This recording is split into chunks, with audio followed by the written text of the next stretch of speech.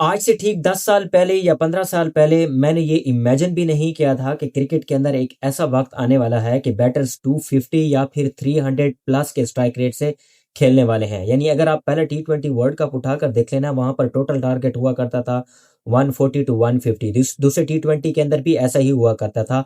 और एक ऐसा बैटर जो 125 या फिर 130 के स्ट्राइक रेट से खेलता था, तो उसको बहुत ही एक्सप्लोसिव और बहुत ही फास्ट खेलने वाला बैटर कंसिडर किया जाता था। फिर अब ये वक्त आन पहुंचा है कि जहां पर टी20 के अंदर बैटर 200 प्लस के स्ट्राइक रेट से खेलते हैं। मैं बात कर रहा हूं वैभव सूर्यवंशी की। आज Rajasthan versus Chennai super king के दरमियान मुकाबला हुआ, जिसमें आर यानी राजस्थान रॉयल्स से जो है वैभव सूर्यवंशी खेल रहे थे। क्या एक्सप्लोसिव बैटिंग करता है भाई साहब। He was playing against Matt Henry, जो कि न्यूजीलैंड के मेन बॉलर हैं।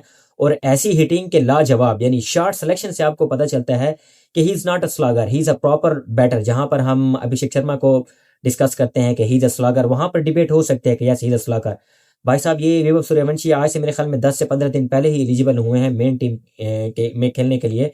बट मैं इमेजिन कर रहा हूं कि जब ये मेन टीम के अंदर आएंगे और जब ये प्रीमियम फास्ट बॉलर के अगेंस्ट खेलेंगे, either he will be the bowler will be from Pakistan और फ्रॉम इंडिया और वट एवर, तो it will be a graveyard for specific bowlers. वो फिर कोई भी हो जिस किस्म की उनकी शॉट सिलेक्शन है। यानी 17 बॉल्स उन्होंने खेली हैं और 17 बॉल्स के अंदर उन्होंने 50 स्कोर किया है with the help of 5 sixes, 4 with the strike rate of 305। जहां पर हम ईशांत किशन को डिस्कस करते हैं, जहां पर हम अभिषेक शर्मा को डिस्कस करते हैं, जहां पर हम संजू सैमसन को डिस्कस करते हैं, जो अराउंड 185 170 के स्ट्राइक रेट से खेलते हैं। तो भाई साहब ये लड़का जो 250 से नीचे आने का नाम नहीं ले रहा। अगर आपने इसको एशिया कप के अंदर खेलते देखा हो, यानी अंडर 19 एशिया कप के अंदर खेलते देखा हो, या फिर आपने इसको ओडीआई अंडर 19 वर्ल्ड कप के अंदर खेलते देखा हो, तो आपको पता चलेगा कि वाकई ये Vaibhav Suryavanshi he is completely another breed. Like बिल्कुल आप जब इसको देखेंगे ना, तो आपको एक मिनी इंजी की इसके अंदर से वाइब आएगी।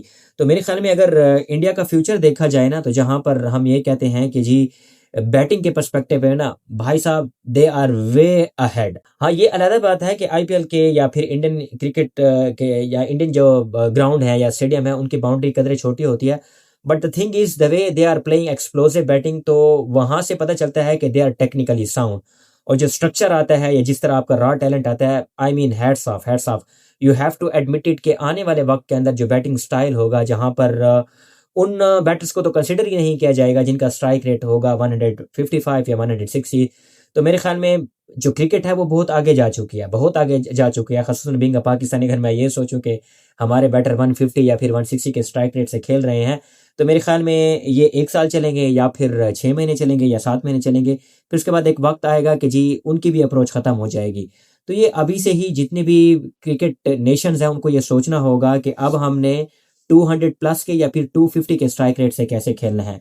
या फिर ये क्रिकेट काउंसिल को डिसाइड करना होगा कि जहां पर हमने पिचेस को बॉलर्स के लिए ग्रेवयार्ड बना दिया है, तो इसको हम कैसे रिवाइव करेंगे। क्योंकि पुराने वक्त में क्लासिकल पीरियड के अंदर ये हुआ करता था कि एक बॉलिंग इरा हुआ करता था, जहां पर 50 ओवर्स के अंदर 150 200 स्कोर हुआ करता था। अब ये है कि 400 प्लस स्कोर हो रहे हैं। तो बात करते हैं वैभव सूर्यवंशी की। He is pure talent, he is phenomenal batter.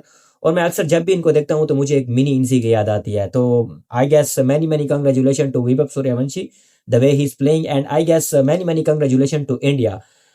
You guys have a bright future in cricket.